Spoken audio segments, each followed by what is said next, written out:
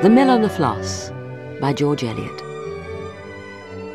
A wide plain, where the broadening Floss hurries on between its green banks to the sea, and the loving tide rushing to meet it checks its passage with an impetuous embrace.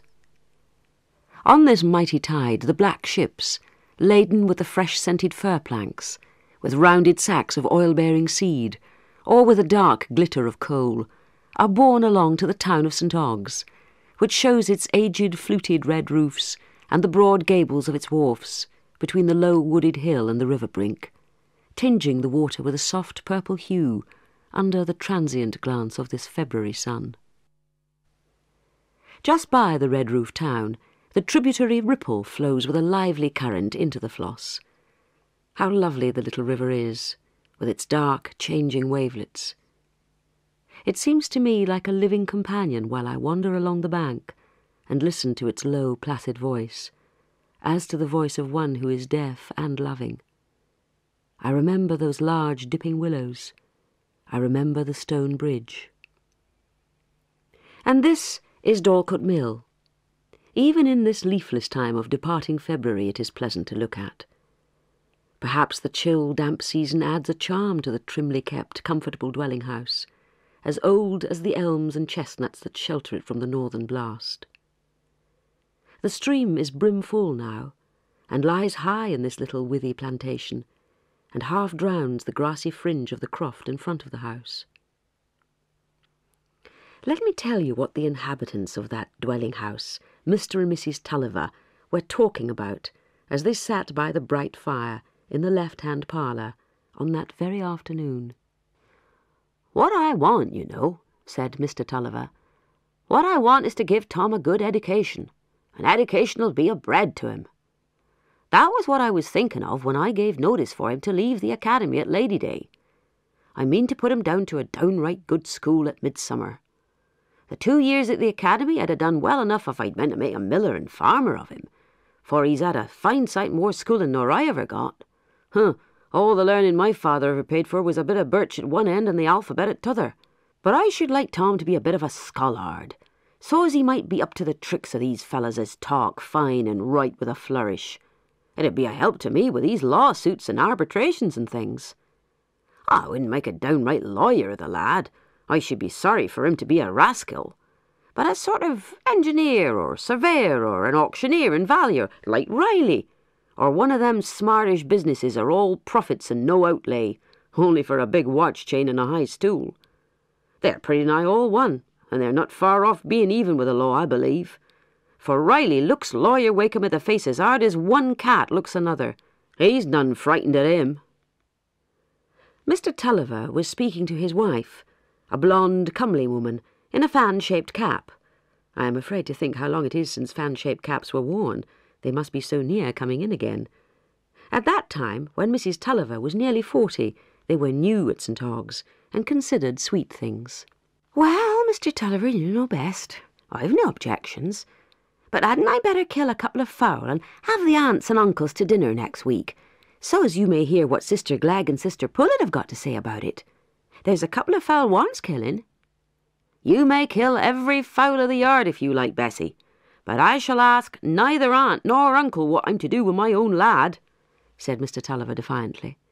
"Dear heart," said Mrs. Tulliver, shocked at this sanguinary rhetoric. "How can you talk so, Mr. Tulliver? But it's your way to speak disrespectful of my family, and Sister Glegg throws all the blame upon me, though I'm sure I'm as innocent as the babe unborn." Mr. Tulliver had the marital habit of not listening very closely, and since his mention of Mr. Riley had been apparently occupied in a tactile examination of his woollen stockings. "I think I've hit it, Bessie," was his first remark, after a short silence. "Riley's as likely a man as any to know of some school. He's had schooling himself, and goes about to all sorts of places, arbitrating and valuing and that. And we shall have time to talk it over tomorrow night when the business is done. I want Tom to be such a sort of man as Riley, you know, as can talk pretty nigh as well as if it was all wrote out for him, and knows a good lot of words as don't mean much, so as you can't lay hold of them in the law, and a good solid knowledge of business too."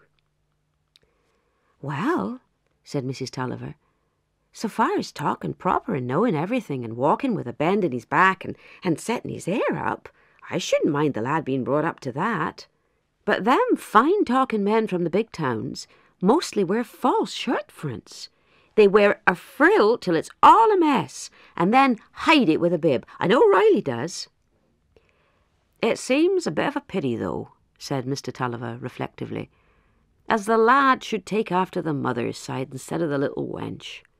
That's the worst on it with a crossing of breeds. You can never just calculate what'll come on it. The little un takes after my side now. She's twice as cute as Tom.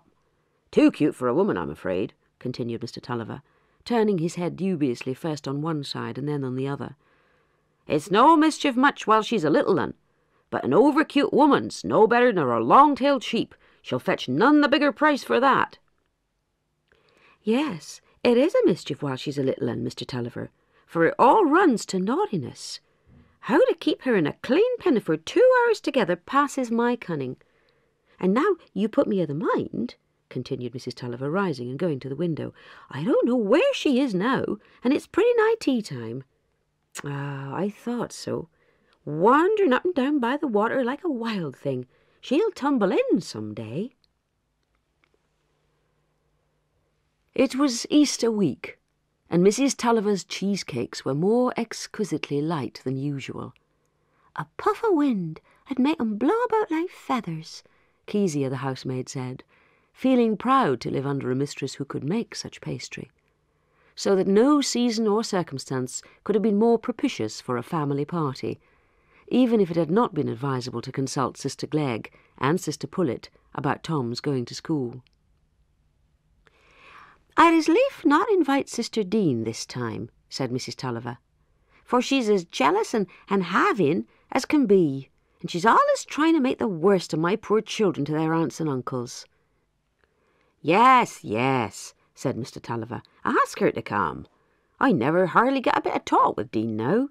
We haven't had him this 6 months. What's it matter what she says? My children need be beholden to nobody." "That's what you always say, Mr. Tulliver, but I'm sure I don't know what she won't get 'em to do," said Mrs. Tulliver, "for my children are so awkward with their aunts and uncles. Maggie's 10 times naughtier when they come than she is other days, and Tom doesn't like 'em, bless him, though it's more natural in a boy than a girl. And there's Lucy Dean, such a good child. You may sit her on a stool, and there she'll sit for an hour together, and never offer to get off. I can't help loving that child as if she was my own, and I'm sure she's more like my child than Sister Dean's, for she's always had a very poor colour for one of our family, Sister Dean has." "Well, well, if you're fond of the child, ask her father and mother to bring her with 'em. And won't you ask their uncle and Aunt Moss too, and some of their children?" "Oh dear, Mr. Tulliver, why they'd be 8 people besides the children, and I must put 2 more leaves of the table, besides reaching down more of the dinner service. And you know as well as I do, as my sisters and your sisters don't well suit together." "Well, well, do as you like, Bessie," said Mr. Tulliver, taking up his hat and walking out to the mill.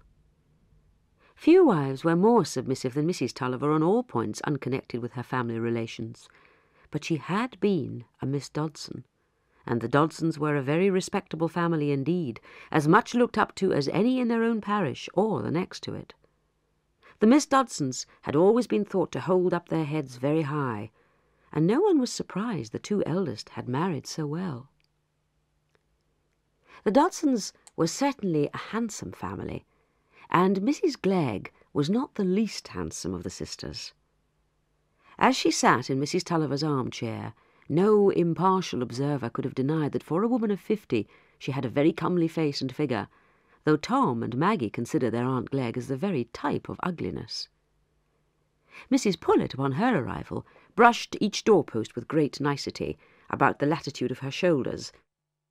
At that period, a woman was truly ridiculous to an instructed eye if she did not measure 1.5 yards across the shoulders.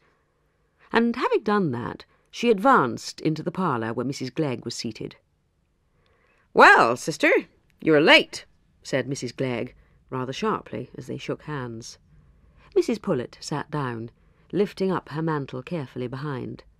Mrs. Pullet had married a gentleman farmer, and had leisure and money to carry everything to the highest pitch of respectability. Of all her sisters, Mrs. Tulliver certainly preferred her sister Pullet, not without a return of preference. But Mrs. Pullet was sorry Bessie had those naughty, awkward children. She would do the best she could by them, but it was a pity they weren't as good and as pretty as Sister Dean's child. Maggie and Tom, on their part, thought their Aunt Pullet tolerable, chiefly because she was not their Aunt Glegg. Still, it was agreed by the sisters, in Mrs. Tulliver's absence, that the Tulliver blood did not mix well with the Dodson blood, that in fact poor Bessie's children were Tullivers, and that Tom, at 13, notwithstanding he had the Dodson complexion, was likely to be as contrary as his father. As for Maggie, at 9, she was the picture of her Aunt Moss, Mr. Tulliver's sister, a large-boned woman who had married as poorly as could be, had no china, and had a husband who had much ado to pay his rent. When Mrs. Dean arrived with little Lucy, Mrs. Tulliver had to look on with a silent pang at Lucy's blonde curls. It was quite unaccountable that Mrs. Dean, the thinnest and sallowest of all the Miss Dodsons, should have had this child, who might have been taken for Mrs. Tulliver's any day. And Maggie always looked twice as dark as usual when she was by the side of Lucy. She did today, when she and Tom came in from the garden with their father and their Uncle Glegg. Maggie had thrown off her bonnet very carelessly, and coming in with her black hair rough as well as out of curl, rushed at once to Lucy, who was standing by her mother's knee. Lucy put up the neatest little rosebud mouth to be kissed. Everything about her was neat, her little round neck, with the row of coral beads, her little straight nose, not at all snubby, her little clear eyebrows, rather darker than her curls, to match her hazel eyes, which looked up with shy pleasure at Maggie, taller by the head, though scarcely a year older. Maggie always looked at Lucy with delight. She was fond of fancying a world where the people never got any larger than children of their own age, and she made the queen of it, just like Lucy, with a little crown on her head and a little sceptre in her hand, only the queen was Maggie herself, in Lucy's form. "Oh, Lucy!" she burst out after kissing her. "You'll stay with Tom and me, won't you? Oh, kiss her, Tom!" Tom, too, had come up to Lucy, but he was not going to kiss her, no. He came up to her with Maggie because it seemed easier on the whole than saying, "How do you do?" to all those aunts and uncles.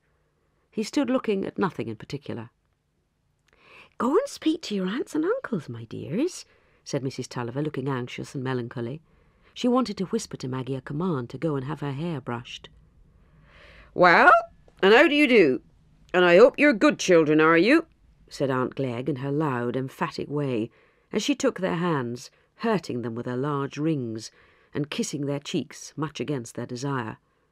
"Look up, Tom, look up. Boys as go to boarding school should hold their heads up. Look at me now." Tom declined that pleasure apparently, for he tried to draw his hand away. "Put your hair behind your ears, Maggie, and keep your frock on your shoulder." "Well, my dears," said Aunt Pullet, in a compassionate voice, "you grow wonderful fast. I doubt they'll outgrow their strength," she added, looking over their heads with a melancholy expression at their mother. "I think the girl has too much hair. I'd have it thinned and cut shorter, sister, if I was you. Isn't good for her health. It's that as makes her skin so brown, I shouldn't wonder. Don't you think so, Sister Dean?"